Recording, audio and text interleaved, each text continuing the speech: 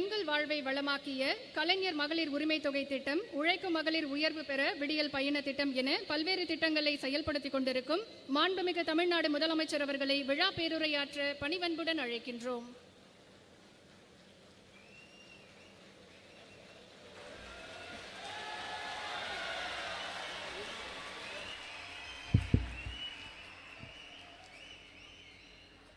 அன்புள்ள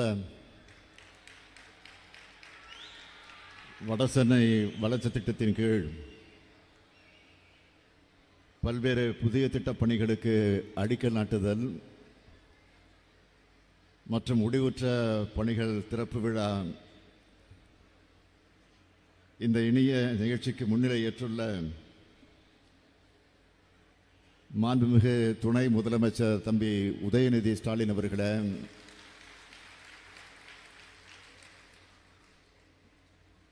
தொடக்கத்தில் அனைவரையும் வரவேற்று மகிழ்ந்திருக்கக்கூடிய நம்முடைய மாண்புமிகு அறநிலைத்துறை அமைச்சர் செயல் வீரர் சேகர்பாபு அவர்களே,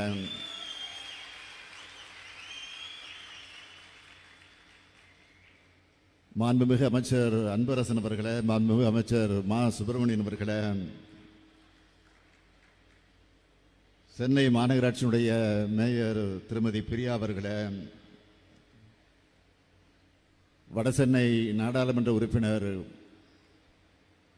கலாநிதி வீராசாமி அவர்களே, நிகழ்ச்சியிலே பங்கேற்றுள்ள சட்டமன்ற உறுப்பினர்களே, துணை மேயர் மகேஷ் அவர்களே, தமிழ்நாடு அரசினுடைய தலைமைச் செயலாளர்கள், முதன்மைச் செயலாளர்கள் திருமதி காகர்லா உஷா ஐஏஎஸ் அவர்களே, திருமதி பீலா வெங்கடேசன் ஐஏஎஸ் அவர்களே, மேலாண்மை இயக்குனர் திரு அன்சுல் மிஸ்ரா ஐஏஎஸ் அவர்களே, மாநகராட்சியினுடைய ஆணையர் திரு குமர குருபரன் ஐஏஎஸ் அவர்களே,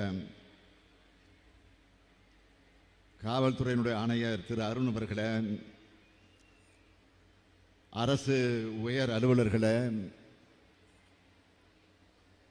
மாநகராட்சி மன்ற உறுப்பினர்களே, பத்திரிகை மற்றும் ஊடகத்துறையை சார்ந்திருக்கக்கூடிய நண்பர்களே,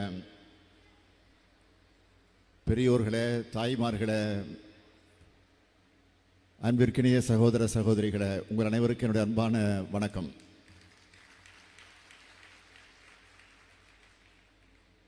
கடந்த வாரம் நடைபெற வேண்டிய நிகழ்ச்சி இந்த நிகழ்ச்சி. ஆனால் என்ன காரணத்திற்காக ஒத்திவைக்கப்பட்டது என்பது உங்களுக்கு நன்றாக தெரியும்.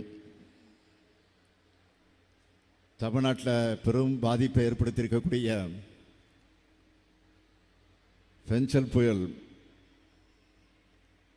அதன் காரணமாக ஒத்திவைக்கப்பட்டு இன்றைக்கு அந்த நிகழ்ச்சி நடந்து கொண்டிருக்கிறது. காலநிலை மாற்றத்தோடு விளைவுகளை நாம் பார்க்க தொடங்கியிருக்கிறோம். வானிலை கணிப்புகளை விட அதிகமான மழை கொட்டி தீர்க்கக்கூடிய ஒரு சூழ்நிலை ஏற்பட்டுச்சு. தமிழ்நாட்டில் மட்டும் இல்லை, இந்தியாவில் இருக்கிற மற்ற மாநிலங்களிலையும் உலகத்தில் உள்ள எல்லா நாடுகளையும் இந்த மாற்றத்தையும் அதனால் ஏற்படக்கூடிய பாதிப்புகளையும் நாம் பார்த்து கொண்டு தான் இருக்கிறோம். எல்லா நாட்டிலையும் நடக்குது அப்படிங்கிற காரணத்தினால நம்ம தமிழ்நாடு அலட்சியமாக இருந்ததில்லை. நாம் முன்னெச்சரிக்கை நடவடிக்கை எடுத்த காரணத்தால் தான் உயிரிழப்புகள் பெரிதும் ஏற்படல் என்பது முக்கியம். ஆனால் கடலூர், விழுப்புரம், கள்ளக்குறிச்சி, திருவண்ணாமலை, தருமபுரி, கிருஷ்ணகிரி போன்ற மாவட்டங்களில்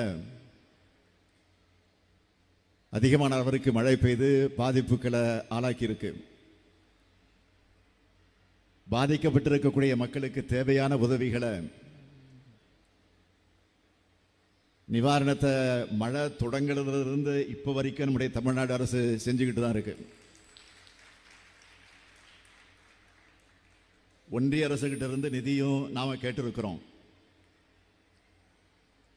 விரைவில் இந்த பாதிப்பிலிருந்து நிச்சயமாக நாம் மீண்டு வருவோம்.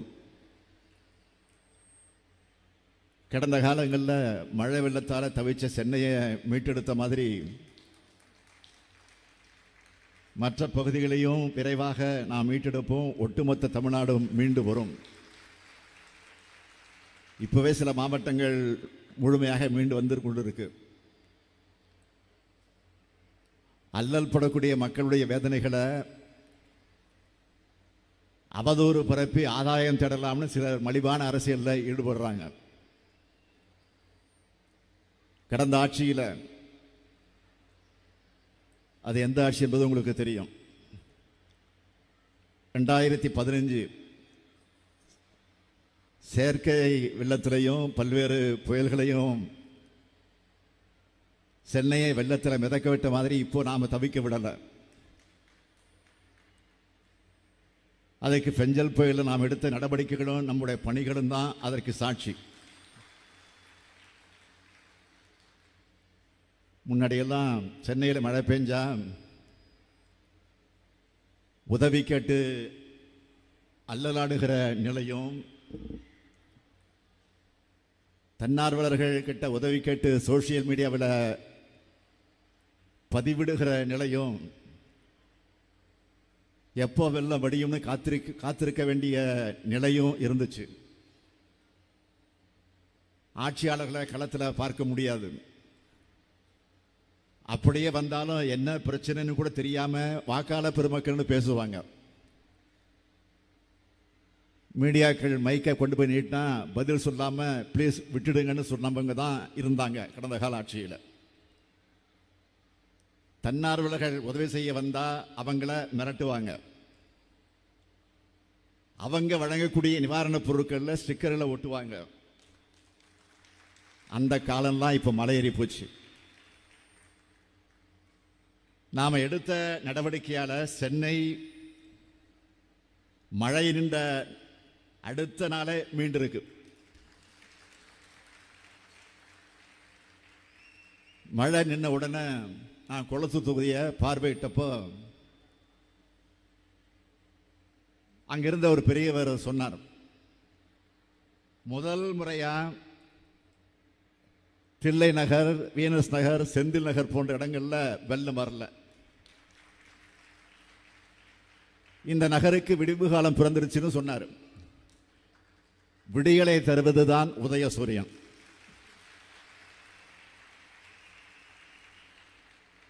ஆனா உதயசூரியனால கண்ணுக்கு கூசுகிற ஆட்களுக்கு விடியல்னா தெரியாது.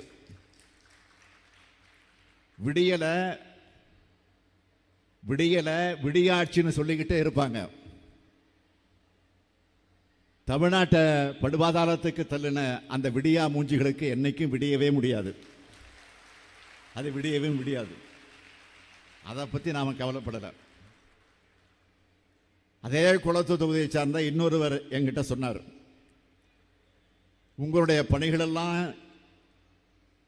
ஒரு சிறப்பான வரலாற்றில் ஒரு சிறப்பான இடத்தை பெறும்னு பாராட்டினார். அப்ப நம்ம அமைச்சர் பக்கத்தில் இருந்த அமைச்சர் சேகர்பாபு அவர்கள் என்னிடத்தில் சொன்னார், அண்ணன் இவர் யார் தெரியுமா, இவர் கம்ப்ளைண்ட் பார்ட்டின்னு சொல்வார். கம்ப்ளைண்ட் பார்ட்டின்னு இவருக்கு பேரே உண்டு. எப்போ பார்த்தா நாங்கள் போகிறப்பெல்லாம் கம்ப்ளைண்ட் கொடுத்துக்கிட்டே இருப்பார். உடனே நான் சொன்னேன், புகார் கொடுக்கிறவங்களுக்கும் நாம் பணிகளை செய்வோம், நம்ம பற்றி விமர்சனம் செய்யக்கூடியவங்களுக்கும் பணிகளை செய்வோம். ஓட்டு போட்டவங்களுக்கு மட்டுமல்ல, ஓட்டு போட மறந்தவர்களுக்கும் நாம் நன்மையை செய்வோம். இதுதான் உண்மையான பாராட்டு. இந்த பாராட்டுக்கள் தான் இன்றைக்கு எதிர்க்கட்சியை வயிறெறிய வச்சிருக்கு. ஏன்னா எவ்வளவு மழை பெஞ்சாலும் முதலமைச்சர் தொடங்கி துணை முதலமைச்சர், அமைச்சர்கள் எல்லாரும் களத்தில் வந்து நிற்கிறாங்க, நிவாரண உதவிகளை செய்யறாங்க. நம்மால அரசியல் பண்ண முடியலன்னு தவிக்கிறாங்க. இப்போ நம்மை பொறுத்தவரையில் நமக்கு மக்களோட மனசு தான் முக்கியம், உங்களுடைய மனசு தான் எங்களுக்கு முக்கியம். பொதுமக்கள் முன்வைக்கக்கூடிய நியாயமான புகார்களை, விமர்சனங்களை, அவங்களோட குறைகளை கவனத்தில் எடுத்துக்கிட்டு அதை தீர்க்க செயல்படுறோம். நம்ம அரசியல் மக்களுடைய குரல் கேட்கப்படுது, அவங்களுடைய தேவைகளை தெரிஞ்சிக்க முயற்சிக்கிறோம். அதனால தான் மழை நின்று அடுத்த சில நாட்களிலேயே சென்னையோட அடுத்த கட்ட வளர்ச்சிக்கான திட்டங்களை தொடங்கி வைக்க நீங்களும் இங்கே வந்திருக்கிறோம். எவ்வளவு பெரிய மழை பெஞ்சது. ஆக முடிஞ்ச அடுத்த நாளே இன்றைக்கு உங்களை எல்லாம் சந்திக்க வந்திருக்கிறோம்னா அதைத்தான் நீங்க உணர்ந்து பார்க்க வேண்டும். அப்படிப்பட்ட இந்த விழாவை மிக சிறப்பாக ஏற்பாடு செஞ்சிருக்கக்கூடிய நம்முடைய அமைச்சர் சேகர்பாபு அவர்களுக்கும், அதேபோல் அவருக்கு துணை நின்று இருக்கக்கூடிய நம்முடைய அரசு அலுவலர்கள் உள்ளிட்ட அனைவருக்கும் என்னுடைய பாராட்டுக்களையும் வாழ்த்துக்களையும் நான் தெரிவித்துக் கொள்ள விரும்புகிறேன். ஆட்சி பொறுப்பேற்ற பிறகு ஒவ்வொரு முறை வடசென்னை பகுதிக்கு வரும்போது வடசென்னையுடைய வளர்ச்சிக்காக திட்டங்களை செய்யணும் அப்படின்னு அமைச்சர் சேகர்பாபு கிட்ட நான் சொல்லிக்கிட்டே இருப்பேன். ஏன்னா எப்போ பார்த்தா சவுத்துக்கே போயிட்டு இருக்கிறோம், தென் சென்னைக்கே போயிட்டு இருக்கிறோம், மத்திய சென்னைக்கே போயிட்டு இருக்கிறோம். வடசென்னையை நாம் ஒரு அக்கறை எடுத்துக்கொண்டு அதனுடைய வளர்ச்சி திட்டங்களை உருவாக்கணும். அதுக்கு செயல் வடிவம் கொடுப்பதற்கான அறிவிப்பு தான் கடந்த மார்ச் 14ஆம் தேதி தங்கச்சாலையில் நடைபெற்ற நிகழ்ச்சியில் வடசென்னை வளர்ச்சி திட்டம்னு பெயர் சூட்டி 2096 கோடி ரூபாய்க்கான 87 திட்டப்பணிகளை அறிவிச்சு தொடங்கணும். தொடங்கி வச்ச 8 மாசத்துல அந்த 87 பணிகள்ல 29 பணிகளை முடிச்சு இன்னைக்கு மக்களோட பயன்பாட்டுக்கு கொண்டு வந்திருக்கிறோம். இன்று வால்டாக்ஸ் சாலையில் நடைபெறக்கூடிய இந்த நிகழ்ச்சியில் 1333 கோடி ரூபாய் மதிப்பீட்டில் 79 புதிய பணிகளையும் தொடங்கி வைக்கிறதுல நான் பெரும் மகிழ்ச்சி அடைகிறேன். வள்ளலார் நம்ம சென்னையை தர்மமிகு சென்னைன்னு சொல்லுவார். இந்த ஊருக்கு வந்தா நிச்சயம் நம்ம வாழ்க்கையும் குடும்பமும் முன்னேறிடும்னு நம்பி வந்தவங்களை சென்னை என்றைக்கு கைவிட்டதில்லை. அப்படிப்பட்ட இந்த சென்னை மாநகரத்துக்கு மக்களால் தேர்ந்தெடுக்கப்பட்ட முதல் மேயராக நான் பொறுப்பேற்று இந்த சென்னையை சிங்கார சென்னையாக வளர்த்தெடுக்க திட்டங்களை உருவாக்கினேன்.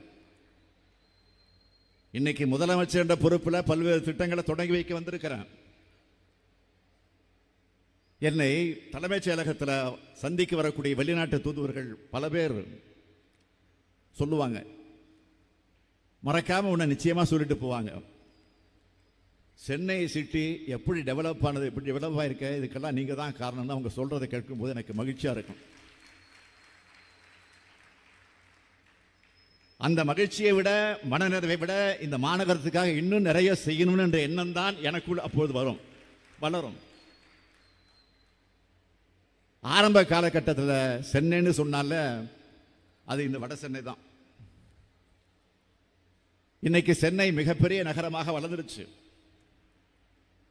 சென்னைக்கு மேயரா, உள்ளாட்சித்துறை அமைச்சரா நான் செஞ்சதை விட முதலமைச்சரா நிறைய செய்யணும்னு என்னுடைய பொறுப்பும் இன்றைக்கு கூடியிருக்கு. அதுவும் வட சென்னை வளர்ச்சிக்கு 1000 கோடி ரூபாய் மதிப்பீட்டில் ஸ்டார்ட் பண்ணோம், துவக்கி வச்சோம் முதலா. அதுக்கு பிறகு ஒவ்வொரு திட்டமா சேர்ந்து இப்போ 6300 கோடி ரூபாய்க்கு 252 திட்டங்கள் செயல்படுத்தக்கூடிய நிலைக்கு வந்திருக்கிறோம். என்னென்ன திட்டங்கள் இதில் எடுத்துக்கொள்ளப்படுதுன்னா, பாதுகாக்கப்பட்ட குடிநீர், சீராக கழிவுநீர் செல்வதற்கான அமைப்புகள், அனைத்து கழிவு நீரற்ற நிலையங்களை மேம்படுத்துதல், போதிய மருத்துவ வசதி, தொழிற்கல்வி திறன்பாடு பகிர்ந்த பணியிடம், நூலகங்களுடைய தரத்தை உயர்த்துதல், கல்வி மையம், பள்ளிக்கூட கட்டிடங்கள், விளையாட்டு மைதானங்கள், சீரான சாலைகள், பூங்காக்கள், மின்விளக்கு வசதிகள், துணை மின் நிலையங்கள். இது மட்டுமல்ல, 40 ஆண்டுகளுக்கு மேலாக 200 சதுர அடி குடியிருப்பில் இருந்த அடித்தட்டு மக்களோட தேவையை உணர்ந்து வாழ்விட மேம்பாட்டு வாரியம் சார்பில் 400 சதுர அடிக்கு மேலாக மறு கட்டுமான புதிய குடியிருப்புகள் ஏற்படுத்துதல்னு சென்னை மக்களோட தேவைகளை என்னென்னு பார்த்து பார்த்து திட்டங்களை இன்னைக்கு உருவாக்கி இருக்கிறோம். நம்ம தாய் நிலத்துக்கு தமிழ்நாடுன்னு பேர் சூட்டினார் பேரறிஞர் அண்ணா அவர்கள். மெட்ராஸ்னு இருந்த பேரை சென்னைன்னு தலைவர் கலைஞர் மாத்தினார். இந்த சென்னைக்கு திமுக செஞ்ச திட்டங்களை சிலவற்றை மட்டும் ஹைலைட்டா நான் சொல்ல விரும்புகிறேன். அண்ணா மேம்பாலம், கத்திப்பாரா பாலம், கோயம்பேடு பாலம், பாடி பாலம், மீனம்பாக்கம் பாலம், மூலக்கடை பாலம், மேற்கு அண்ணாநகர் பாலம், வியாசர்பாடி பாலம், பீட்டர்ஸ் ரோட் வெஸ்ட்காட் சாலை மேம்பாலம், பீட்டர்ஸ் ரோட் கான்ட்ராஸ்மித் சாலை மேம்பாலம், சர்தார் பட்டேல் சாலை, காந்தி மண்டபம் சாலை மேம்பாலம், டிடிகே சாலை, ஆர்கே சாலை மேம்பாலம், டவுட்டன் சந்திப்பு மேம்பாலம், பாண்டியன் சாலை, காசா மேஜர் சாலை மேம்பாலம், டிடிகே சாலை, சிபி ராமசாமி சாலை மேம்பாலம், சர்தார் பட்டேல் சாலை, எஸ்பி சாலை மேம்பாலம், எம்கேபி நகர் மேம்பாலம், பெரம்பூர் முரசொலி மாறன் மேம்பாலம், பெரம்பூர் லோகா ஒர்க்ஸ் மேம்பாலம், தங்கச்சாலை மணிகுண்டு பாலம், ஆர்கே நகர் காக்கிரேன் பேசின் பாலம், ஜிகே மூப்பனார் மேம்பாலம், ரங்கநாதபுரம் மேம்பாலம், உஸ்மான் ரோடு மேம்பாலம், கோடம்பாக்கம் பாலம், ஆலந்தூர் மிசா ஆப்ரஹாம் பாலம், கோபதி நாராயண சாலை மேம்பாலம், மேத்தா நகர் மேம்பாலம், இந்திரா நகர் பாலம், மேயர் சிட்டி பாபு மேம்பாலம். இன்னும் நிறைய இருக்கு, இறக்கிது எனக்கு அவ்வளவு இருக்கு. அது மட்டுமல்ல, செம்மொழி பூங்கா, தொல்காப்பிய பூங்கா, கலைஞர் நூற்றாண்டு பூங்கா, ஏராளமான சாலையோர பூங்காக்கள், கோயம்பேடு காய்கறி அங்காடி, கோயம்பேடு பேருந்து நிலையம், மெட்ரோ ரயில் தலைமைச் செயலகமாக கட்டப்பட்டு இன்னைக்கு பெரிய அரசு மருத்துவமனையாக இருக்கக்கூடிய ஓமந்தூரார் மருத்துவமனை கட்டடம், கிண்டியில கலைஞர் நூற்றாண்டு உயர் சிறப்பு மருத்துவமனை, ஓஎம்ஆர்ல ஐடி காரிடார், டைடல் பார்க், நெம்மேலை மற்றும் மீஞ்சூர்ல கடல்நீரை குடிநீராக்கக்கூடிய திட்டம், இன்னும் மிகப்பெரிய பட்டியலை போட முடியும். அதனால தான் எப்போவுமே சென்னை என்பது திமுகவுடைய கோட்டையாக விலகி கொண்டிருக்கிறது.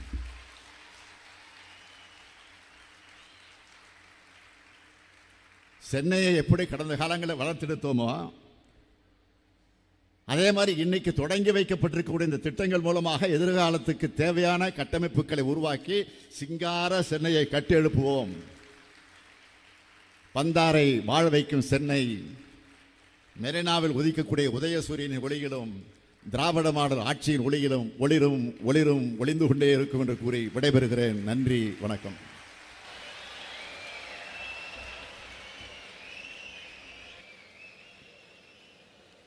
மிக்க நன்றி ஐயா.